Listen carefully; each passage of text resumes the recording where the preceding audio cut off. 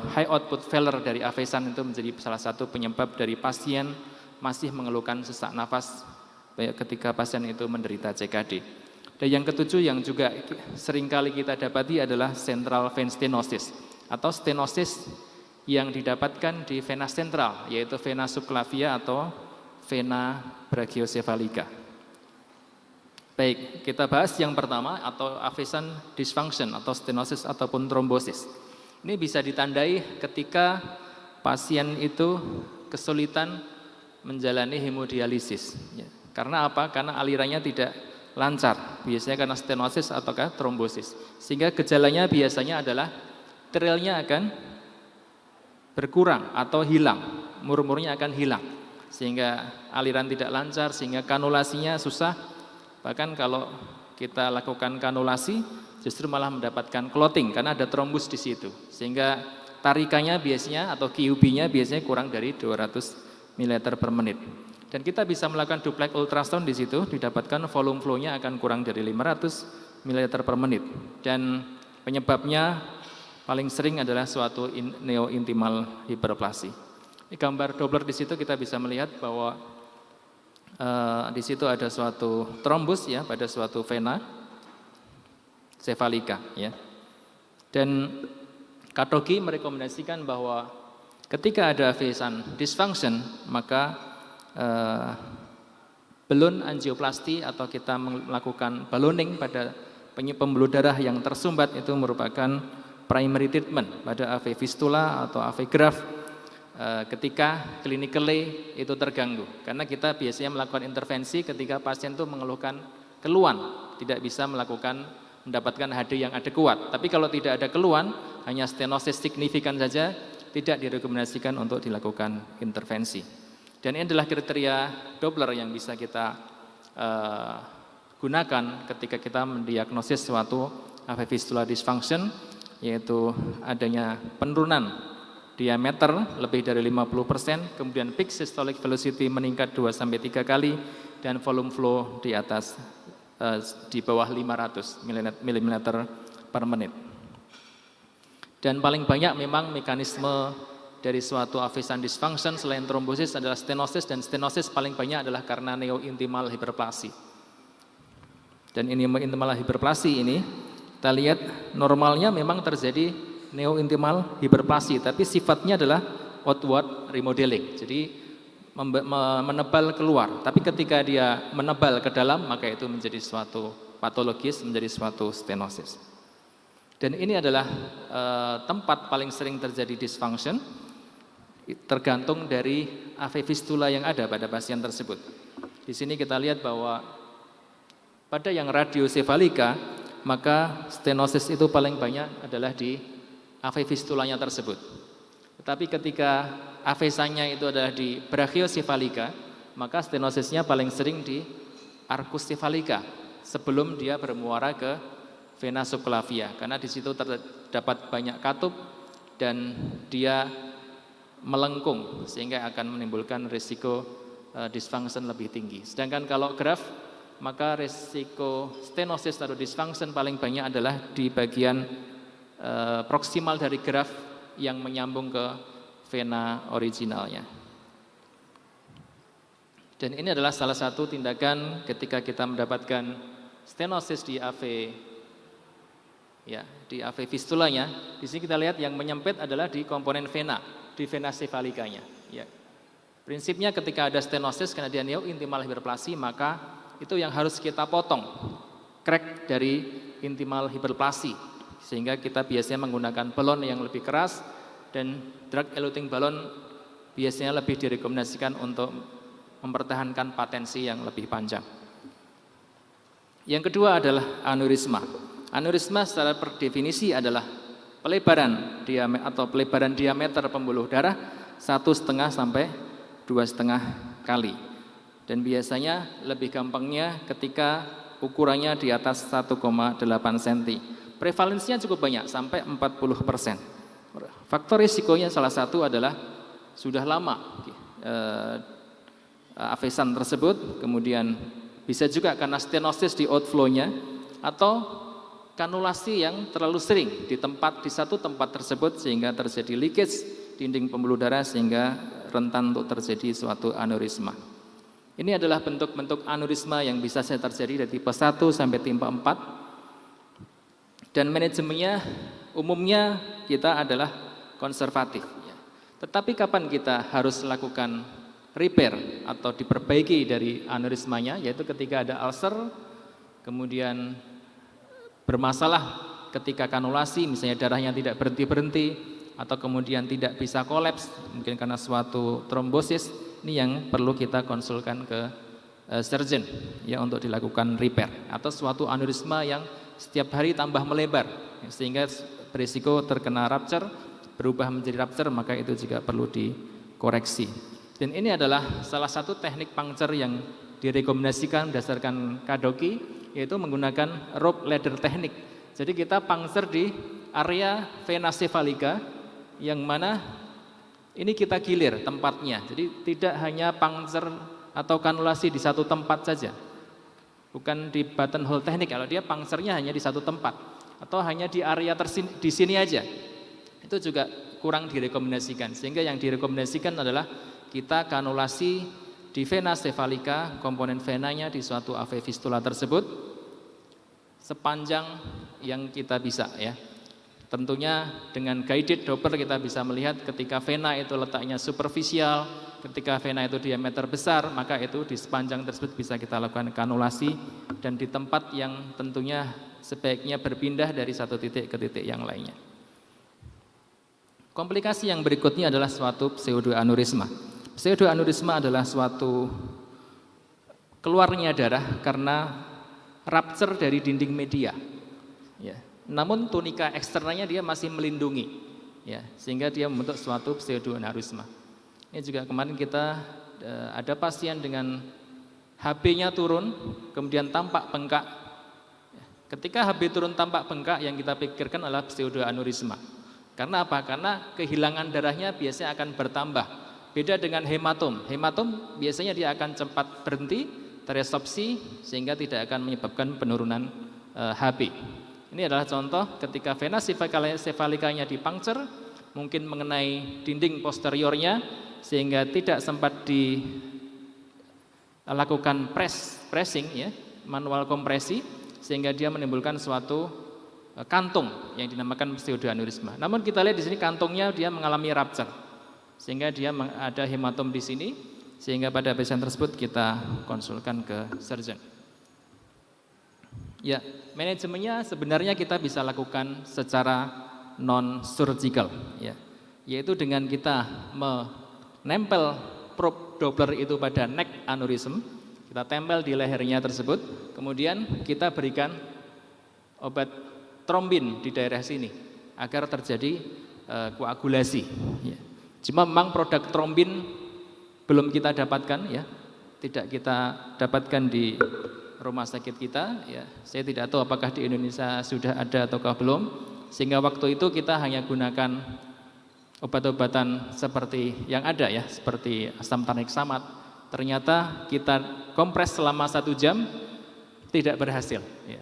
Sehingga timing kita lakukan compression probe ultrasound itu juga tergantung dari onset. Semakin lama onset maka neck-nya dari pseudoaneurisma itu akan semakin susah. Ya. Sebenarnya kita juga bisa melakukan secara perkutan dengan menggunakan closure device. Seperti ini, ya, kita bisa puncture, cuma yang lebih susah adalah ini kita harus bisa melewati wire ini ke arah vena, sehingga kita bisa jahit di sini sehingga pseudoaneurisma itu akan menutup. Tapi practically sekali lagi ini susah, sehingga secara gampang, ya, dan secara asuransi, ya, kadang, ya, kita konsul ke surgeon untuk perbaikan pseudoaneurisma tersebut. Ini salah satu metode surgical yang bisa kita lakukan, dijahit neck-nya untuk melakukan repair dari pseudoaneurisma tersebut. Komplikasi yang berikutnya adalah hematoma. Ini juga komplikasi yang cukup sering, biasanya karena needle puncture, ya. Dan apa yang perlu kita waspadai adalah monitoring tetap, ya. Ketika hematoma itu tambah luas, hematoma itu makin keras, maka kita harus curiga ada leakage atau pseudoaneurysm atau suatu rupture yang itu membutuhkan intervensi yang segera. Dan kemudian kita harus monitor juga adanya flow. Jangan sampai ternyata nanti ketika hematom terbentuk suatu trombus sehingga akan menyebabkan aphasian dysfunction ataupun trombosis. Komplikasi yang lain adalah seroma, di mana inilah kumpulan cairan yang ada di kulit yang biasanya ini juga manifestasi transudasi dari suatu aneurism atau pseudoaneurism. Ya, komplikasi yang berikutnya adalah infeksi. Ini juga akan lebih mudah terlihat ya di kulit pasien ketika ada kemerahan, kemudian nyeri, maka ini biasanya juga terkait dari kita melakukan puncture buttonhole. Jadi di satu titik tersebut terus ya. Multiple puncture, multiple granulasi di satu tempat maka akan meningkatkan risiko infeksi. Sehingga untuk mencegah infeksi biasanya pasien dianjurkan sebelum dilakukan HD untuk mencuci atau membersihkan area yang akan dilakukan puncture. Dan ketika sudah terjadi infeksi maka dianjurkan untuk meriksa kultur, kemudian memberikan antibiotik yang broad spektrum, dan kalau perlu kita konsul ke surgeon terutama ketika kalau sudah terjadi pustulasi yang cukup besar. Komplikasi yang berikutnya adalah arterial still syndrome, yaitu ketika arteri radialis misalnya di radiosefalika, kita lihat di sini, dia mengalir ke suatu AV fistula, ke vena. Harusnya distal dari arteri juga mengalir ke bawah, ke jari. Tapi kita lihat di sini warnanya berubah, warnanya berbeda, sehingga arahnya harusnya kan ke bawah. Ini juga merah, tapi ini warnanya biru, sehingga distal dari AV fistula dia larinya justru terbalik, sehingga ini bisa membuat stealing. Dan stealing kalau berat bisa bikin iskemia. Ya, stealing atau iskemia selain bisa karena suatu aphasian yang terlalu deras, kemudian dia alirannya mengarah ke atas, juga bisa terjadi karena suatu stenosis di suatu arteri, atau bisa juga karena hipertensi vena. Ya, faktor risikonya biasanya yang paling sering adalah AV fistula yang melibatkan arteri brachialis atau brachiosefalika, DM, kemudian wanita. Dan manajemennya mayoritas memang still syndrome itu asimptomatik, sehingga kita hanya observasi, ya, kita hanya monitoring, ya.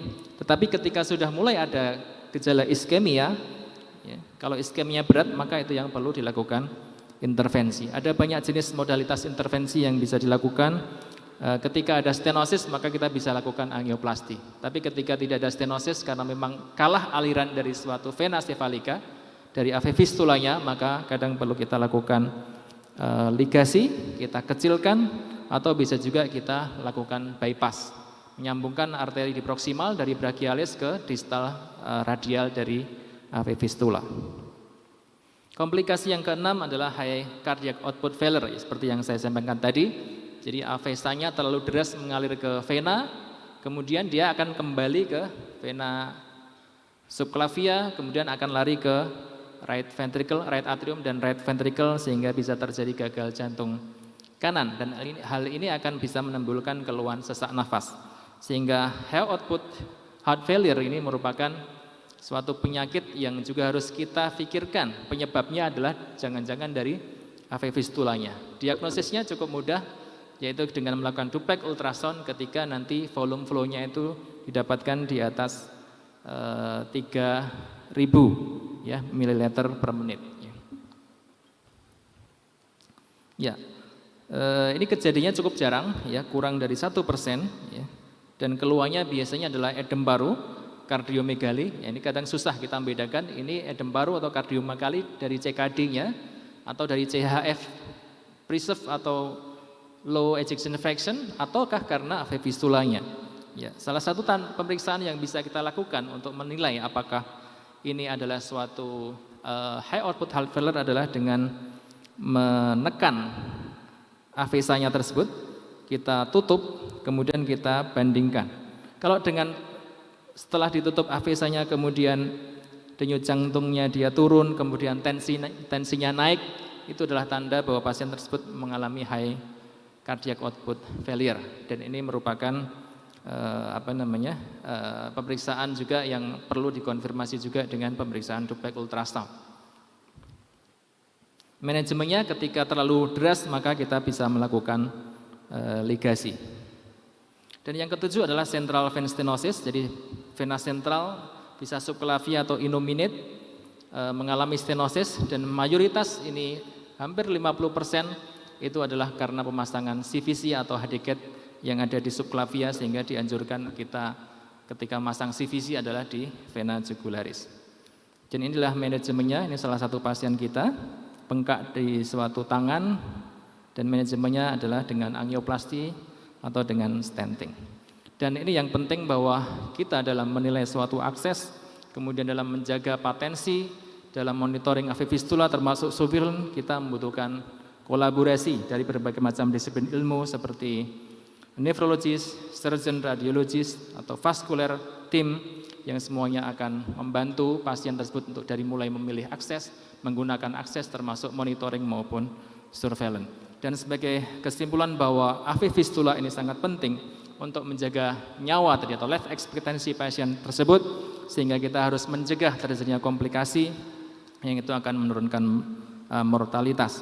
Dan penting untuk melakukan monitoring ataupun surveillance pada pasien-pasien dengan akses AV fistula untuk mempertahankan akses pasien tersebut. Demikian, terima kasih. Assalamualaikum warahmatullahi wabarakatuh. Terima kasih Dr. Muhammad Taufik Ismail. Untuk yang kedua dipersilakan Dr. Raden Heru Prasanto yang akan membicarakan mengenai abasan monitoring and surveillance in hemodialysis patient current recommendation. Silakan.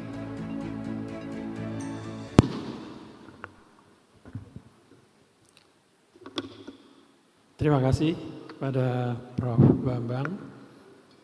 Pertama-tama saya ucapkan terima kasih kepada panitia yang telah memberi kesempatan kepada saya untuk tampil di sini, dan kepada Dr. Taufik juga yang sudah menerangkan, jadi memudahkan saya presentasinya karena semua tadi sudah disampaikan dengan sangat jelas. Baik, Assalamualaikum warahmatullahi wabarakatuh. Pada kesempatan ini saya mendapat tugas untuk menyampaikan tentang bagaimana monitoring atau menjaga. Tadi Dr. Taufik sudah menyampaikan bahwa AV-SAN itu adalah akses vaskuler yang sangat penting untuk pasien gagal ginjal yang menjalani hemodialisis. Tadi juga sudah disampaikan bahwa penderita gagal ginjal terminal yang harus menjalani dialisis itu dari tahun ke tahun bertambah, dan yang lama dengan kondisi yang baik dia berumur panjang, tapi yang baru juga banyak, ya. Ini bisa dilihat dari penuhnya pusat-pusat dialisis yang sampai saat ini ditambah mesinnya berapapun dalam waktu singkat sudah jadwalnya penuh.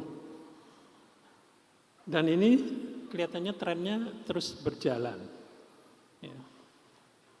Tadi juga sudah disampaikan gambaran saja ini. Antara 2013 sampai 2018 itu peningkatannya cukup besar. Nah, kalau kita melihat seperti ini, sebetulnya pasien yang harus menjalani hemodialisis itu bisa dilayani di rumah sakit dan bisa di rumah. Ini yang kiri. Ini adalah home dialysis. Ini home dialysis. Kalau yang gambar kanan itu ciri khas dari ciri khas dari unit-unit HD saat ini, mesinnya jejer-jejer, uyu-uyuan kayak gitu, saking banyaknya butuh mesin. Ya. Dan semua memerlukan akses, karena untuk keluar masuknya darah ke mesin, dari mesin dikembalikan ke tubuh, itu memerlukan akses vaskuler yang sampai saat ini paling banyak berupa arteri venas fistula. Ya. Jadi semua pasien memerlukan ini. Kita harus menjamin, tadi juga sudah disampaikan bahwa kalau akses vaskuler ini tidak berfungsi dengan baik, artinya aliran darah yang dari tubuh ke mesin, kemudian dari mesin diproses, difilter kembali ke tubuh, itu tidak bagus, tidak lancar, maka akibatnya adalah hasil dari kinerja dialisis itu sendiri. Ada penelitian yang meneliti tentang blood flow rate terhadap adekuasi. Ya. Di sini dihasilkan bahwa singkatnya di sini makin cepat aliran darah itu hasil cucinya makin bersih, diperlihatkan dengan parameter KT/V. Jadi KT/V-nya di atas 1,3. Kalau di Indonesia kita pakai 1,7. Ya. Di sini terlihat dengan blood flow lebih cepat, itu KT/V-nya lebih tinggi. Demikian juga dengan URR, ya. Urea reduction rate atau kemampuan untuk membuang urium, ya, yang standarnya di atas 65%. Di sini yang dengan blood flow rate-nya lebih tinggi itu terlihat URR-nya lebih tinggi. Jadi ini memberikan gambaran bahwa sangat penting AV fistula itu. Penelitian lain melihat mortality rate. Ya, di sini mortality rate dengan blood flow yang lebih tinggi itu mortality rate-nya lebih rendah. Ya, atau angka survival-nya, angka harapan hidupnya lebih baik mereka yang blood flow-nya lebih tinggi. Nah, itu semua jadi memberi gambaran kita bahwa sangat penting menjaga kelancaran dari akses vaskuler ini. KDIGO ya, sudah membuat guideline di bertahun-tahun yang lalu. Kemudian KDIGO yang 2019 ini menawarkan ada satu konsep, ya, new konsep yang disebut ESKD Life Plan. Ini maksudnya tidak hanya melihat kelancaran vaskulernya saja, tapi bagaimana secara keseluruhan memelihara lancarnya akses vaskuler ini.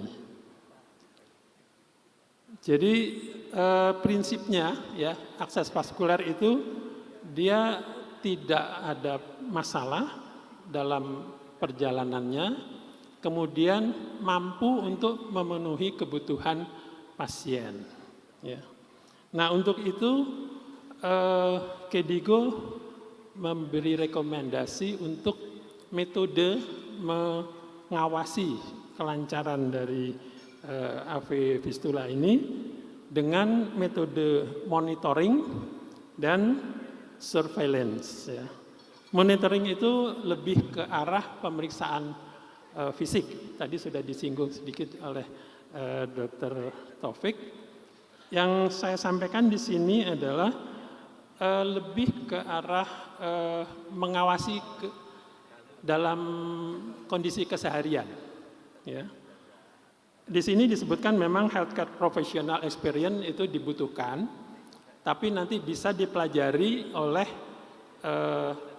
caregiver, bahkan oleh pasien itu sendiri. Sehingga kalau dijalankan dengan baik, ini pengawasan monitoring ini bisa efektif. Ya. Jadi bagaimana kita mengawasi AV fistula itu?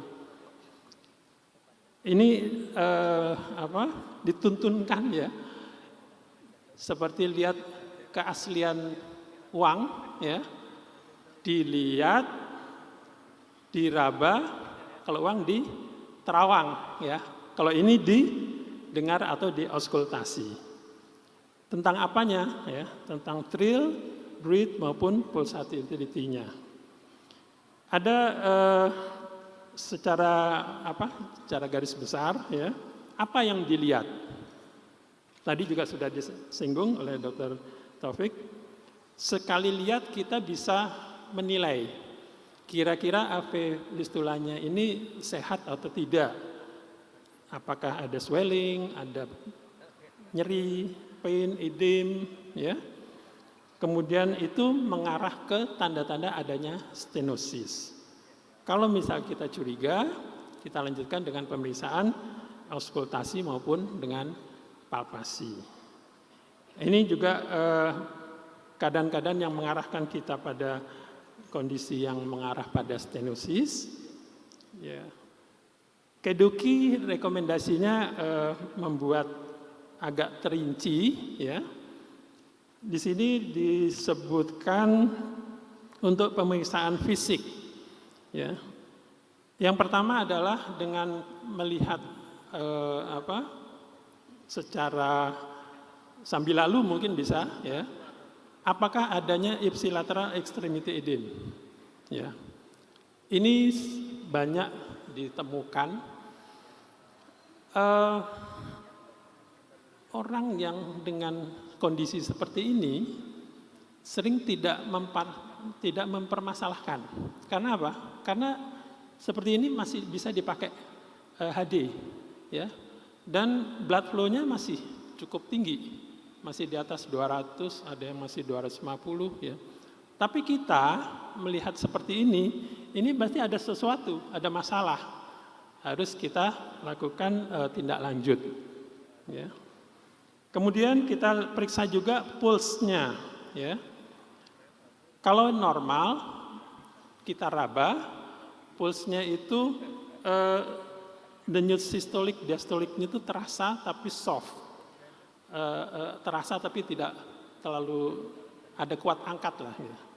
Kalau misalnya terasa ada kuat angkat dan denyutnya cuma satu, kesannya sistolik saja, nah ini kita curiga itu ada stenosis, ya. Ini dari sisi palpasi. Kemudian trill itu apa? Sebetulnya trill itu ada putaran balik dari darah yang menabrak ke dinding sehingga terjadi vibrasi, ya. Itu yang kita rasakan sebagai trill. Kalau ini normal terasa, ya. Jadi kalau pasien melihat afisannya masih bagus enggak, oh dipegang masih nyetrum dok, gitu ya. Masih nyetrum, oh ya masih bagus berarti. Stromnya makin besar, katanya makin lancar, makin bagus afisannya. Nah, kalau misalnya ini berubah, ya, berubah, entah itu melemah, bahkan sampai hilang, atau meninggi di satu titik tapi meninggi sekali, itu juga kita harus curiga bahwa afisannya itu ada masalah. Kemudian tanda-tanda adanya stenosis, ya, dengan ada istilahnya arm elevation test, ya. Jadi pasien disuruh tangannya diangkat demikian, kita lihat pembuluh darahnya melebar atau tidak, ya, yang di atas itu. Kemudian kita suruh angkat tangannya. Pembuluh darah yang melebar itu, kalau dia kempes, kolaps, artinya tidak ada stenosis. Tapi kalau misalnya di atas tapi masih jundul gitu, itu menandakan tes elevation testnya positif atau mungkin ada stenosis. Ya. Demikian juga dengan tes yang ditekan, ya, itu juga menandakan harusnya kalau ditekan itu pulsasinya bertambah, tapi kalau tidak ada satu yang kemungkinan itu ada perjabangan baru. Ya.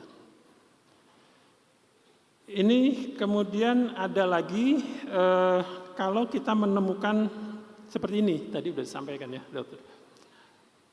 Pasien merasa awalnya keringgingan, pucat, kemudian lama-lama biru sampai terjadi seperti ini, yang kalau kita lihat ini kondisi Still syndrome, ya. Ini juga kondisi yang sering terjadi karena gangguan pada afesan. Ya. Nah ini cara untuk melihat secara gampang, secara cepat, apakah afesan pasien kita itu dalam kondisi baik-baik saja atau tidak. Ya. Kemudian kalau kita ada kecurigaan bahwa ada gangguan, kita lanjutkan dengan metode yang berikutnya, ada surveillance. Ya. Surveillance ini menggunakan pemeriksaan dengan alat-alat, dengan USG imaging, ya, Doppler, kemudian dengan MRA, ya. Itu kalau MRA kelihatannya bisa lebih jelas terlihat, tapi perlu pemeriksaan yang lebih mungkin lebih mahal, ya. Kemudian kalau Doppler itu keuntungannya bisa lebih dilakukan sehari-hari. Kemudian ada lagi kalau memang diperlukan, ada yang namanya pressure measurement dengan memeriksa tekanan pada intravaskulernya. Ya, ini tentu juga perlu persiapan khusus. Ada lagi pemeriksaan dengan intra-access flow measurement, sama dengan tadi. Ini juga kalau diperlukan sekali, karena ini juga nanti bisa memperlihatkan apakah juga ada istilahnya resirkulasi, ya, resirkulasi yang juga sering terjadi pada pasien-pasien HD rutin. Transcutaneous juga direkomendasi, tapi tidak harus, pada kondisi-kondisi tertentu saja. Kemudian yang resirkulasi, ini harus kita waspadai, ya, karena resirkulasi ini sering menyebabkan pasien ini tidak tercapai adekuasinya. Karena apa? Karena darah yang dari mesin harusnya masuk ke tubuh, tapi dia balik masuk lagi ke aliran yang masuk ke mesin lagi. Jadi enggak sampai ke tubuh, dia resirkulasi. Ini terlihat pasiennya HD-nya rutin 5 jam seminggu 2 kali, tapi sering bengkak, urium kreatinnya tinggi, uremic syndrome-nya sering muncul, seperti itu. Kemungkinan ada resirkulasi. Tapi kalau resirkulasi kita curigai, metodenya juga harus kita perhatikan. Tadi juga sudah disampaikan, ya, cara pemasangan jarum pada akses vaskuler itu juga kadang menyebabkan resirkulasi.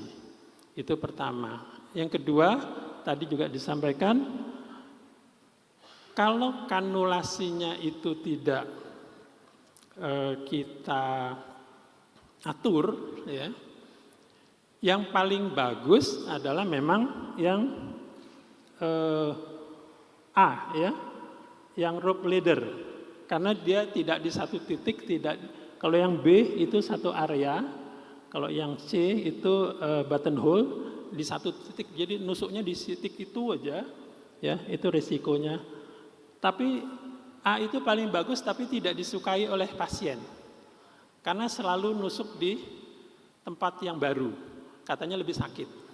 Ya, kalau di satu titik itu sudah agak kebal katanya, lebih suka pasien.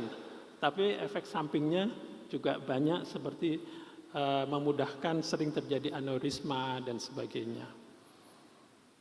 Ya itu menjadi tantangan kita bersama. Ya. Jadi secara garis besar mungkin kita mengajak pasien ya untuk sama-sama dengan keluarganya ya. Kalau kita dengan pasien HD itu selalu melibatkan keluarga, bagaimana mengajak mereka untuk memelihara AV fistula ini. Caranya apa ya? Pertama dengan cara dilihat-lihat, ditengok-tengok ya. Ada enggak tanda-tanda infeksi, kemerahan, ada pelebaran dan sebagainya yang itu mencurigai kita untuk terjadinya suatu stenosis. Adakah tidak tanda-tanda infeksi dan sebagainya? Kalau ada, itu harus segera diatasi. Kalau misalnya ada kecurigaan, kita ajari juga pasien atau kita lakukan pemeriksaan dengan palpasi paling gampang, ya. Bagaimana? Apakah anastomosisnya masih bagus, sterilnya tadi masih terasa cukup besar, ya. Kemudian kita lakukan tes yang tadi itu sederhana, tapi itu memberi gambaran yang sangat membantu untuk kita. Jadi untuk pemeliharaan AVSAN tidak bisa diserahkan ke satu pihak, ya, tapi kita mengajak sesuai dengan rekomendasi Kadoki tadi, mengajak semua pihak, termasuk pasien itu sendiri. Kalau misalnya ada gangguan atau perubahan dari performan dari AVSAN itu harus segera ditindaklanjuti. Mungkin itu yang bisa saya sampaikan, ya, lebih ke aplikatif mungkin dari saya. Terima kasih. Assalamualaikum warahmatullahi wabarakatuh. Terima kasih Saudara Heru atas presentasinya yang sangat baik. Dan pada pembicara yang terakhir dipersilahkan Dr. Haryati Haryawan. Silakan.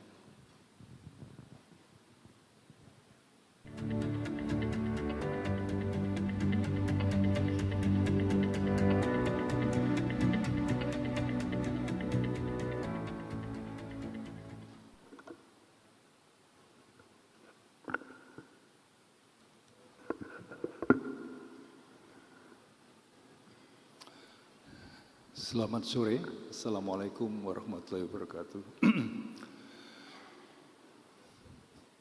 Kalau yang kita bicarakan ini HD ya, hemodialisis. Katanya Dr. Heru itu HD makin cepat makin bagus ya. Kalau alirannya makin deras, mengurangi mortalitas ya. Juga menurunkan ureum reduction rate-nya ya. Sama kalau kita naik motor HD, Harley Davidson, ya, mungkin makin cepat makin berbahaya. Ya, ini yang sering kita temui sehari-hari di klinik ya. Pasien HD memang makin lama makin banyak, seperti juga pasien kanker ya, juga pasien jantung. Topik saya di sini mengenai AVSAN failure ya. Jadi sebetulnya sudah banyak disampaikan oleh pembicara pertama Dr. Taufik, juga sebagian oleh Dr. Heru. Jadi kalau kita lihat pasien CKD paling banyak menggunakan HD, bukan PD ya. Kalau peritoneal dialisis relatif jarang. Kemudian pasien HD paling banyak menggunakan akses AV fistula ya, yang menggunakan AV graft sangat sedikit karena memang AV graft lebih mudah untuk terjadinya restenosis dibandingkan AV fistula. Jadi yang alamiah itu memang lebih baik pada umumnya. Ya. Nah, kita menyebutnya sebagai AV Fiscal Dysfunction atau Avician Failure, yang mengatakan begitu ya. Dan Avician Failure ini bisa terjadi pada waktu pembuatan ya. Pada waktu pembuatan itu kita menunggu sampai 6 minggu untuk matur, untuk dia paten dan bisa dipergunakan. Itu yang kita sebut kalau dia gagal, di situ kita sebut dengan primary failure ya. Dan ini adalah berbagai AV access type ya yang bisa dipergunakan ya. Jadi ada radiosefalika baik yang di wrist ataupun di distalnya. Kemudian di proximal radiosefalika ada yang transpose ini. Kalau transpose itu pembuatannya dari segi bedah lebih kompleks ya, karena dia akan memasukkan salah satu arterinya atau ke dalam venanya gitu. Kemudian ada juga yang cubital artery perforating vein. Ada juga brachiosepalika dan transport brachiosepalika. Tetapi yang kita sering ketemukan di lapangan yang paling banyak adalah radiosepalika dan brachiosepalika. Itu yang paling banyak kita ketemukan. Dan ini mungkin bagi teman-teman bedah BTKV ataupun bedah vaskuler merupakan pekerjaan rutin yang kalau rutin dilakukan biasanya keberhasilannya akan lebih bagus karena dia learning curve-nya lebih baik ya. Nah, ini mengenai maturasi. Jadi maturasi di sini maksudnya adalah bahwa pembuatan akses vaskuler remodel vaskuler untuk Avician ini memerlukan berbagai persiapan, kemudian prosedur, kemudian skill yang baik dan monitoring ya. Kita bisa mempergunakan Avician ini setelah 4 sampai 6 minggu, bahkan ada yang sampai 3 bulan ya. Dan selama menunggu maturitas dari Avician ini kita biasanya menggunakan akses lain. Bisa yang sekarang paling banyak adalah dengan menggunakan juguler atau menggunakan subclavia. Tetapi bisa juga menggunakan femoral ya.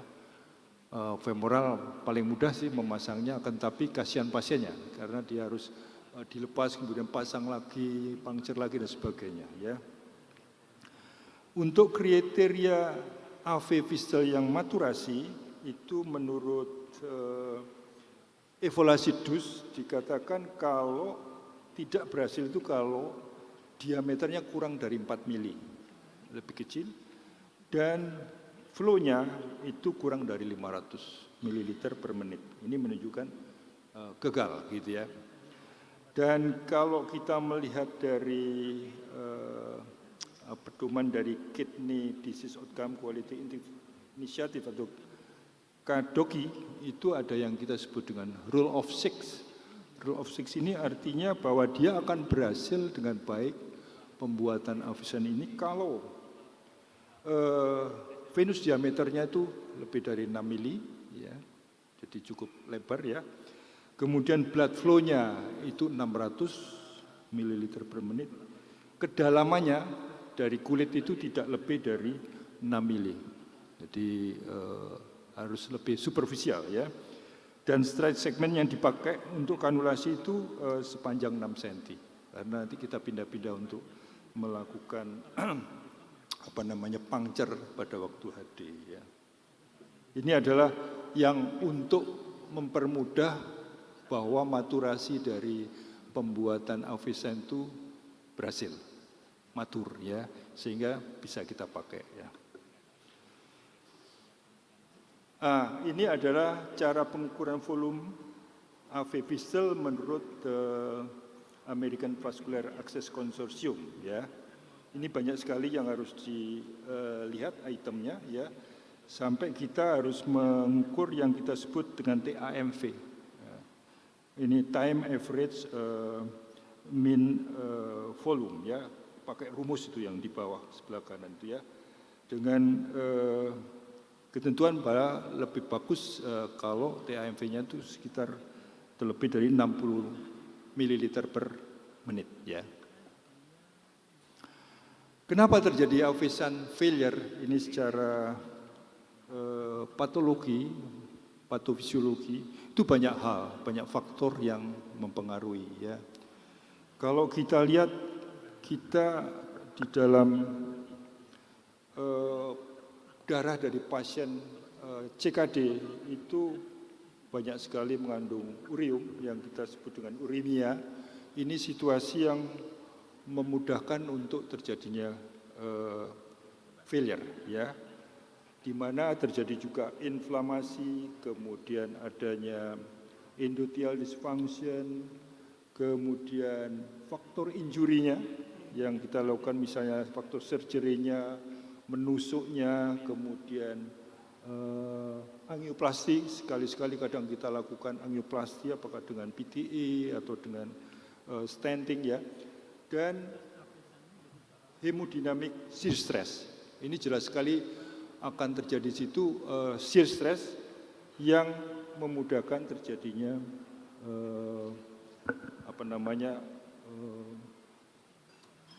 stenosis ya, maupun terjadinya failure ini ya.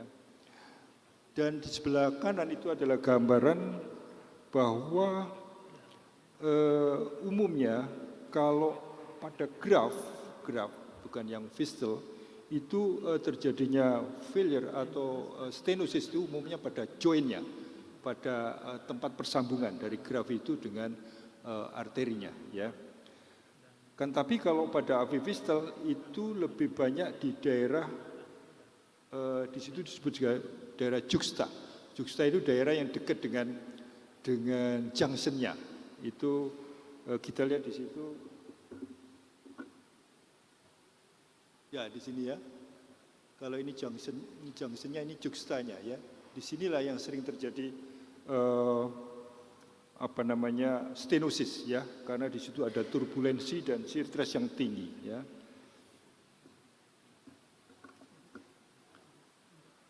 Nah ini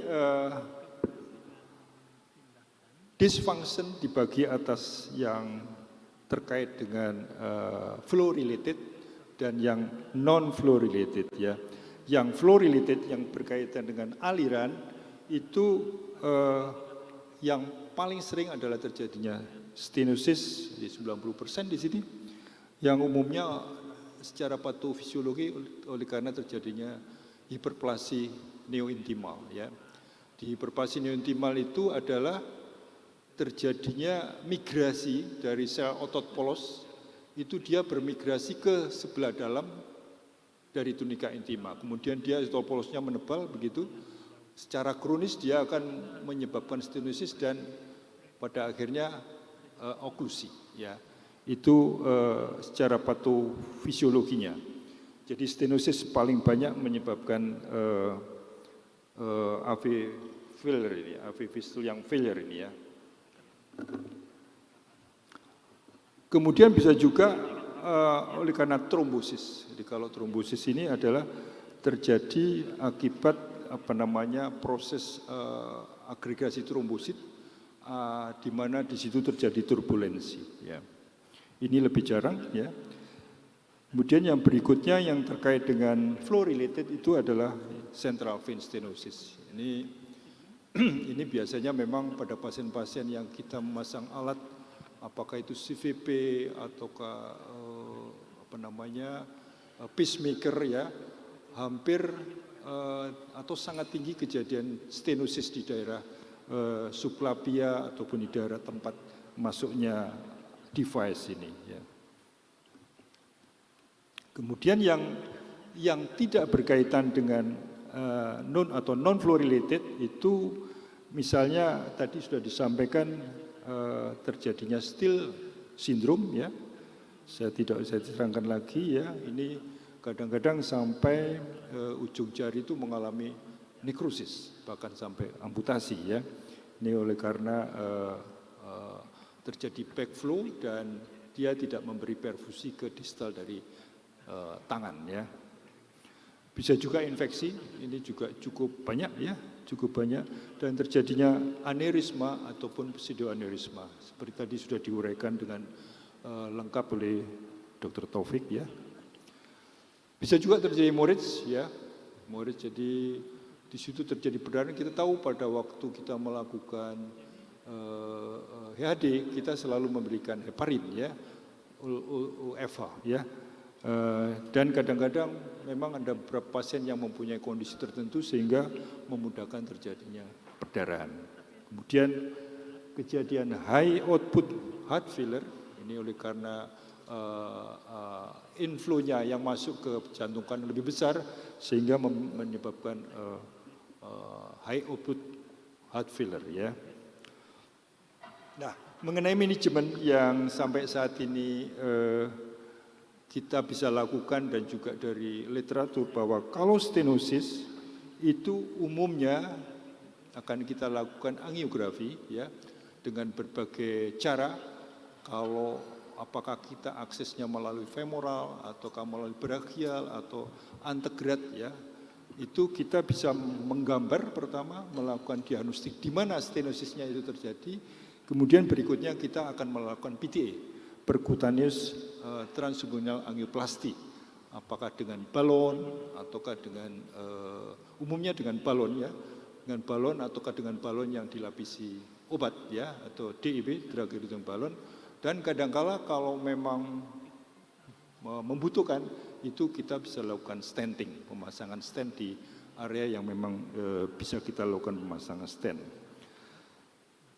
Dan DEB memang seperti pada peripheral disease yang lain, itu pada stenosis kita lebih bagus dengan menggunakan drug eluting balon yang dilapisi dengan anti-cancer drug yaitu paclitaxel ataupun dengan sirolimus. Ini sudah banyak alat yang disediakan ya. Dan dari berbagai RCT, ini ada 2 large atau RCT yang besar menyatakan bahwa drug eluting balon itu lebih bagus dibandingkan PTA.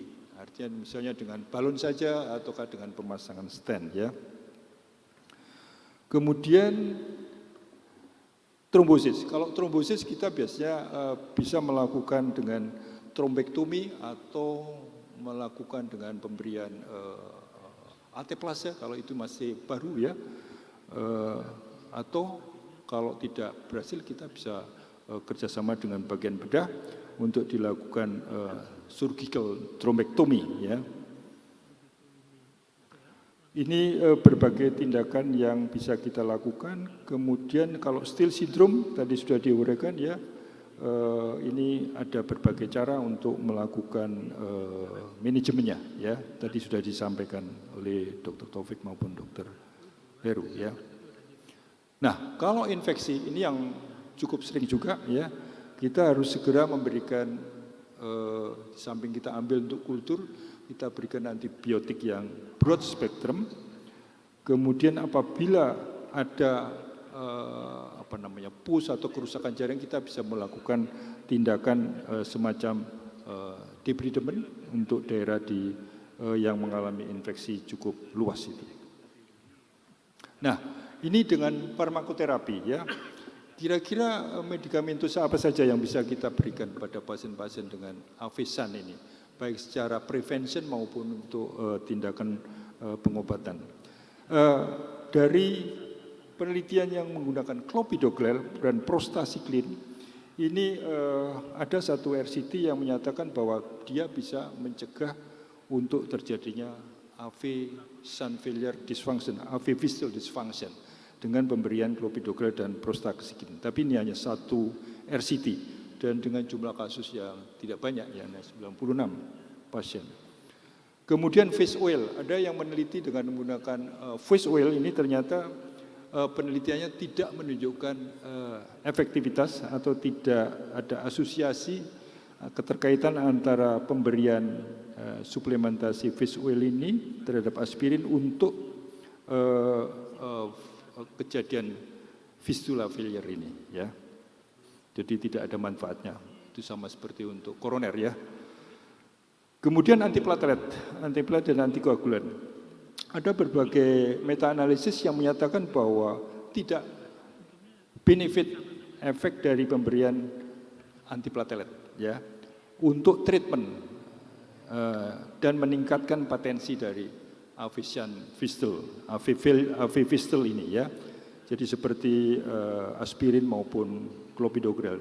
Dan randomized clinical trial untuk aspirin treatment juga menunjukkan tidak menurunkan terjadinya fistula trombosis selama 12 bulan setelah pembuatan Avician fistel atau Simino ya. Jadi di sini peran dari antiplatelet dan antikoagulan sepertinya tidak bermanfaat ya. Nah, untuk statin, karena statin kita tahu bahwa dia sebagai hipolipidemik juga merupakan obat yang mempunyai pleiotropic effect sebagai antiinflamasi bahkan sebagai antioksidan ya.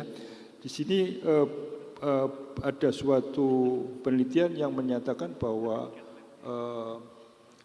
statin itu mempunyai efek antiinflamasi dan meningkatkan nitrous oxide dan antitrombotik efek. Jadi bermanfaat ya.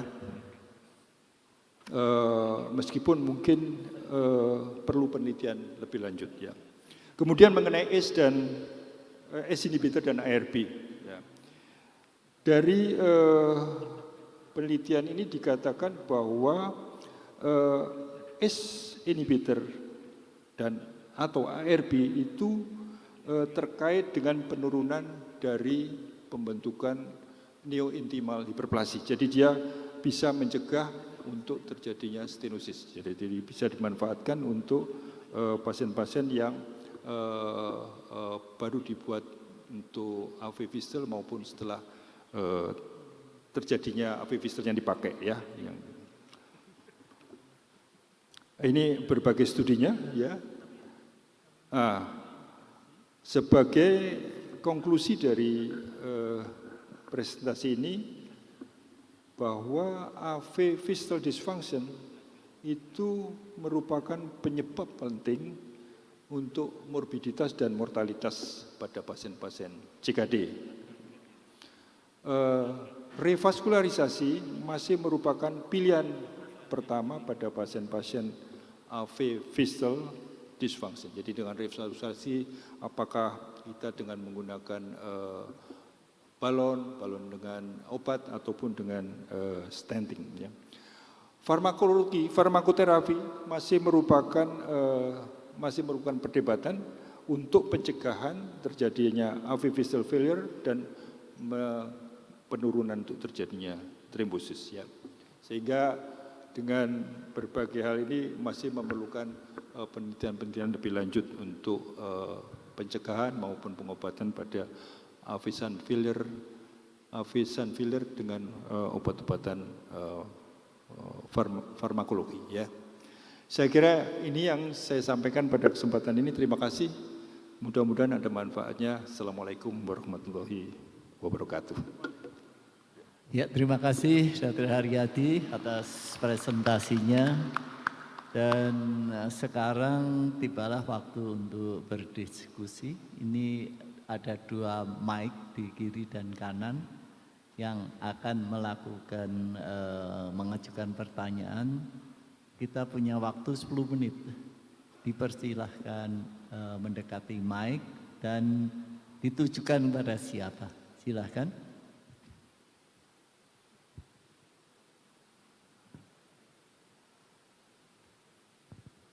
Monggo silahkan yang mau menanyakan.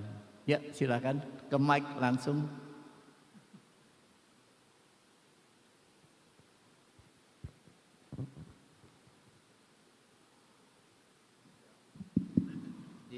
Assalamualaikum warahmatullahi wabarakatuh. Terima kasih dok atas kesempatannya. Ya saya ada yang bertanya soalnya penasaran dok. Jadi kita di klinik biasa juga ketemu pasien-pasien yang memang sudah rutin HD, kemudian dipasang tadi Avesan ya. Yang saya mau tanyakan pertama, beberapa pasien itu dia cerita kalau lancar-lancar saja, tetapi ternyata ada yang